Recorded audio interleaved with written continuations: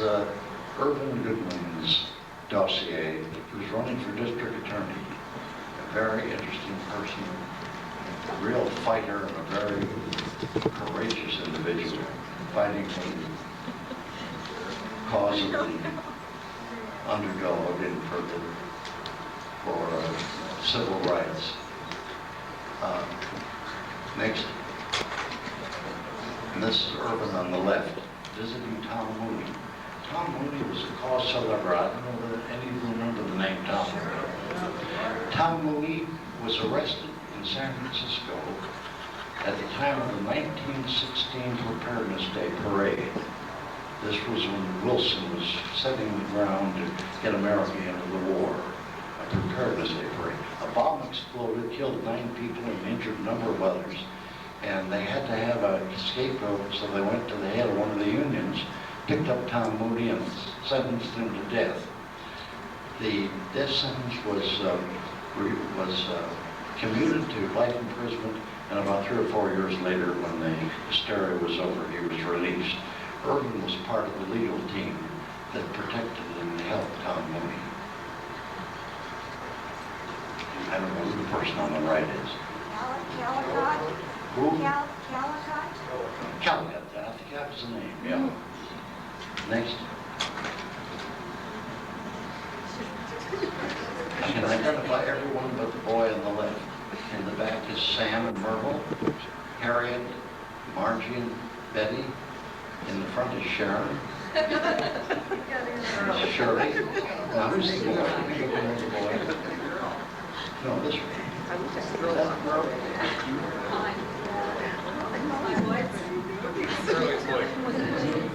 Very likely. Our next. My father.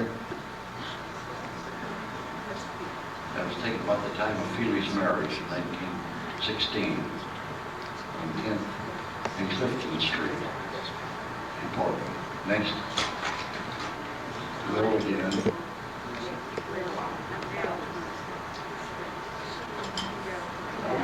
Through George. That's Feely in the Three Waters. Nice shot.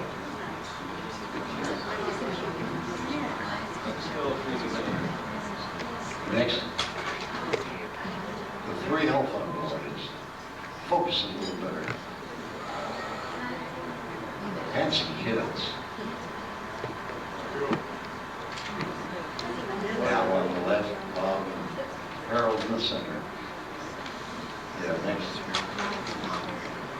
Feely, it's Julie, Rachel on the back, and Betty, and Harriet. You know, there are no pictures of any of the current generation of children. This was planned because there were so many of them in the older generation that that's what we concentrated on here. And Margie's instructions were not to include thousands of pictures that we have of our children. Next. Lou and me, that's Gus Solomon, who's as close, very like a brother to Lou and me. Gus Solomon was a federal judge here, died 2 years ago. And he was very close. He and his wife Libby and I and Edith were married at the same time in Eugene. And when we were married together, we practically lived together, and we were the closest of friends for 40 years. Next. Harriet and George.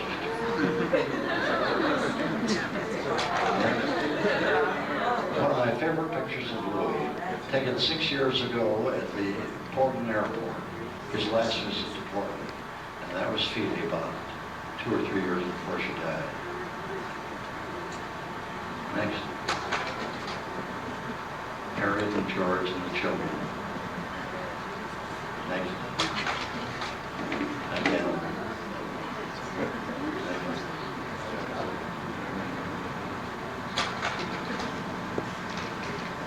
Suzanne and Russell, and that is Rachel, isn't it? Elaine. Oh, Elaine, isn't it? Al. And Alan here. Okay. Harold, Ruth, and Margie. I have about 2,000 or 3,000 pictures, and I just picked out random ones to put here. And some of them I've had These were photographed pictures that were sent. Next. Feeling again. Next.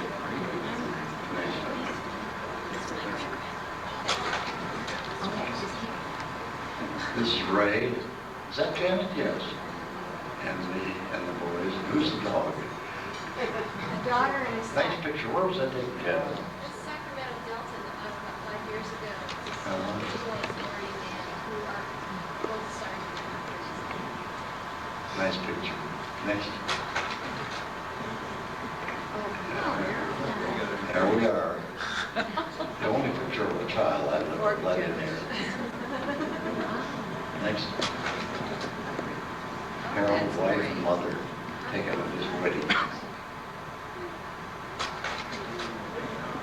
This was taken on George's porch. Lou and Helen. Next.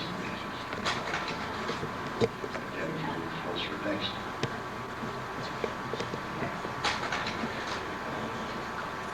And Harold and Myrtle. Now, I'm going to invoke a little patriarchal privilege here and show one picture of a child, my grandchild. Our newest one.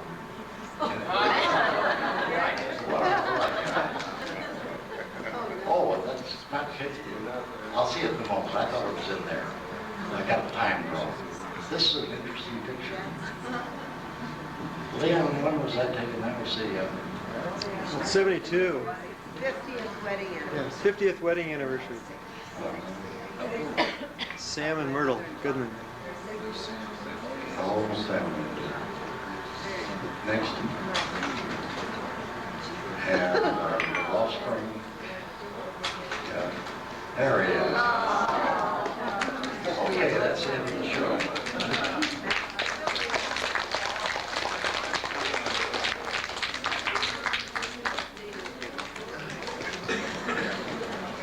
Go ahead and read your First of all, Harriet Bodner is going to tell us how to get where we're going tomorrow.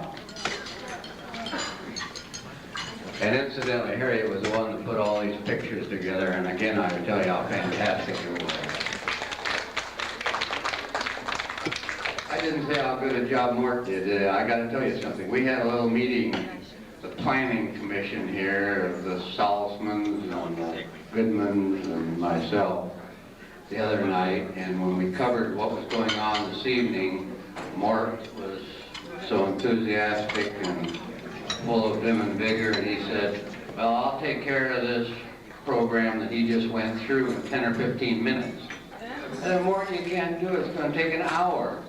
He says, well, I'm 86 years old and I haven't got much time. But tonight he proved I was right. You did a wonderful job, Mort. Thank you. Harriet, come on. Tell us where to go. Come up to the microphone, tell us. Oh, yes. Tell us what to do. I don't think I've ever used a microphone in my whole life. But it's wonderful that you're all here, just wonderful. And pretty soon we're going to give the prize for the one who looks the most like Grandpa Goodman in his younger pictures. That's a joke. But we hope we'll all see you at the picnic tomorrow. And if anyone has any problem about how to get there and cannot interpret this map, let me know. And this map will be helpful to tell you where to go once you arrive at the Jenkins estate.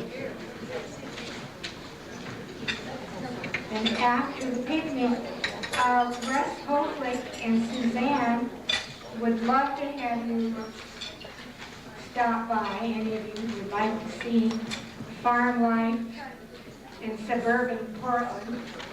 And we have those instructions on the map also. And if anyone wishes to our sign-up sheet for having pictures copied, we have that too, and we'll have it at the picnic tomorrow. Thank you. Entertainment in this group, but enjoy yourself now, except I think it'd be nice to throw the microphone open here to anybody that'd like to say anything or do anything and add to the festivities of the evening. It's open and live, so anybody who wants to just step up and enjoy themselves. Otherwise, the next matter of the affairs of the state we'll have some very talented entertainment that we're favored with that Sharon will introduce as we're through with dinner.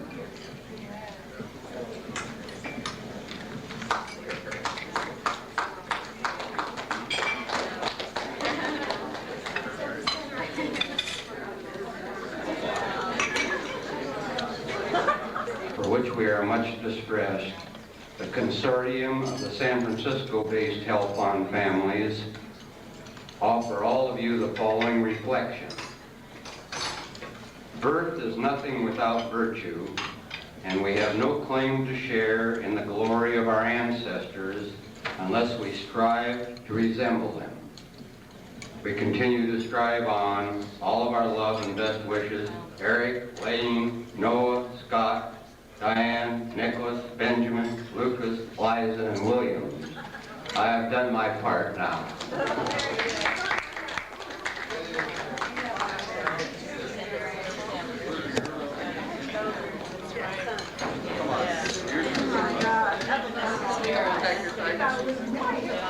We're going to bypass the middleman. Tommy was on the committee to take care of this matter, but like a true administrator, he's bypassed everything right down to the line. So I'll introduce Sharon directly, and she will take care of the rest of the evening. Thank you. Thanks. It's nice to see you all. We have a very illustrious crew of entertainers for you tonight. Actually, they're of all different types of entertainment, so I think you'll enjoy it very much. And of course, they're related to you all. So the first person I'd like to introduce is Janet Goodman Guggenheim, who is going to play the piano for us. What else? Where is Janet? Here she is. And I don't know what you're going to play. Oops, excuse me. Oops. Pardon me, please. Tell me what you're going to play. Right. She's just going to jazz. Here she is. It's really a touching part of this event. And some very cold and brittle fingers are going to attempt to play the world's slowest version of the Minute Waltz by Frederick Goodman Chopin.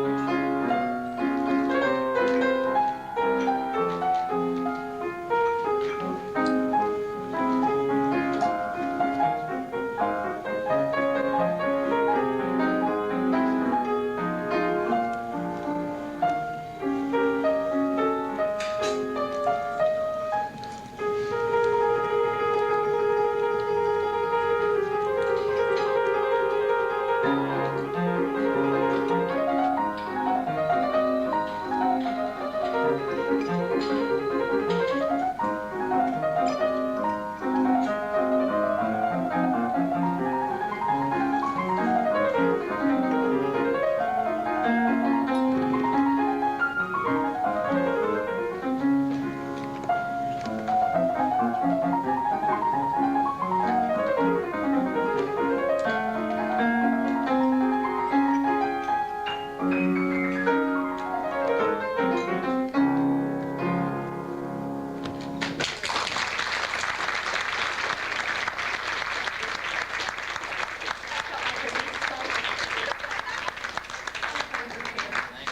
you. Thank you so much. If you were playing with Skip and Coach. Well, no one wanted to follow Janet, but we were able to persuade my niece, Karen Goodman, and she will be accompanied by my son, our son, Ellen's, and our youngest son, Paul Gittleson. And Karen, you want to know what you're going to sing? I'm going to sing God Bless the Child from Billie Holiday. No, that's how we get it out here. God Bless the Child, Billie Holiday song. Okay, there you go. Yeah, that'll work. There we go. Great.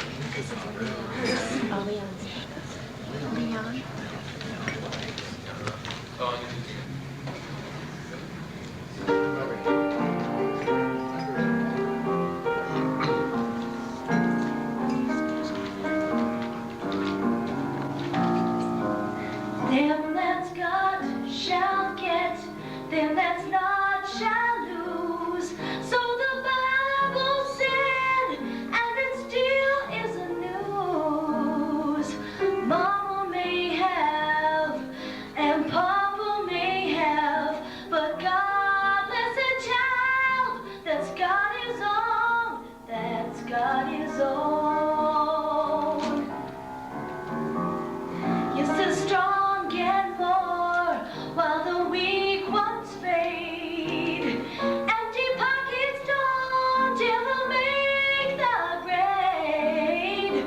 Mama may have, and Papa may have, but God bless the child that's got his own, that's got his own.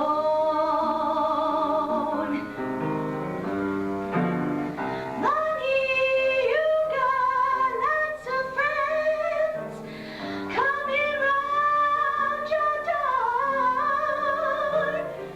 When you're gone and losing ends, they don't come round no more. Rich relations get crusts of bread and such. You can help yourself, but don't you take too much. Mama may have, and Papa may have, but God bless a child that's got his own, that's got his own.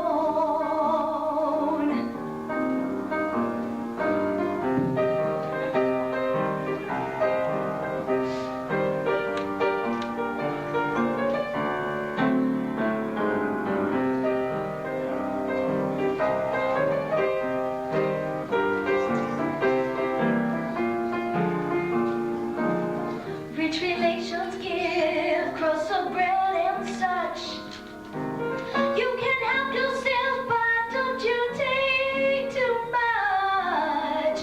Mama may have, and Papa may have, but God bless a child that's got his own, that's got his own.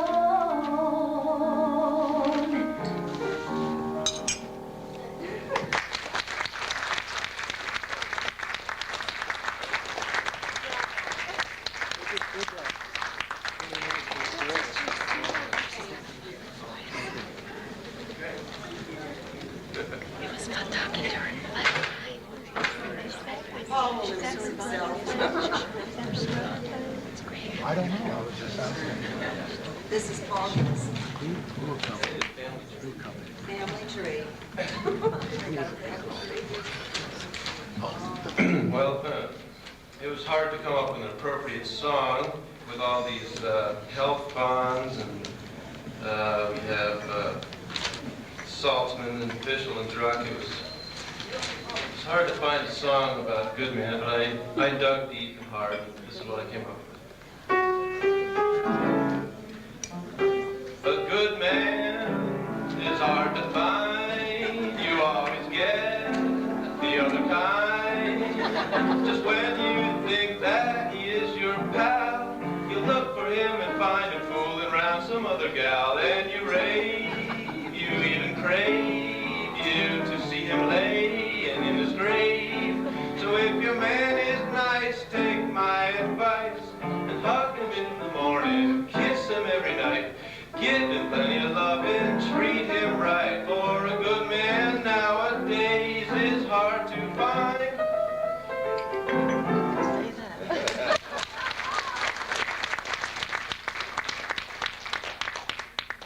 A few Goodmans in the crowd. This is the only other appropriate song I could come up with.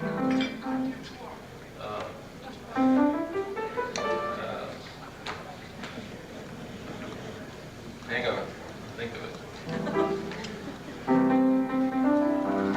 I got it. Okay.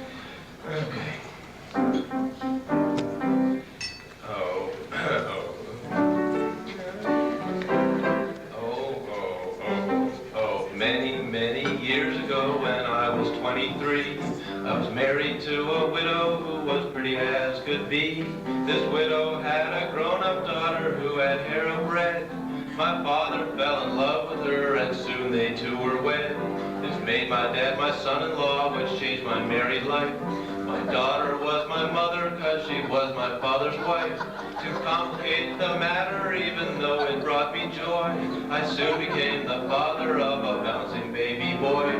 My little baby then became a brother-in-law to dad, and so became my uncle, though it made me very sad. For if he was my uncle, then that also made him brother of the widow's grown-up daughter, who of course was my stepmother.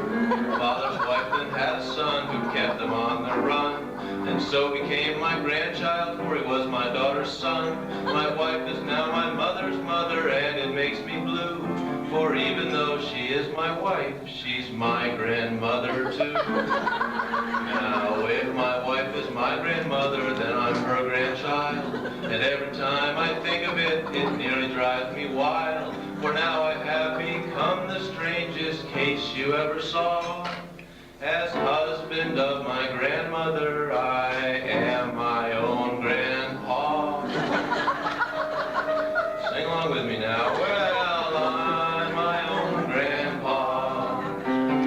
I'm my own grandpa. It sounds funny, I know, but it really is so. I'm my own grandpa.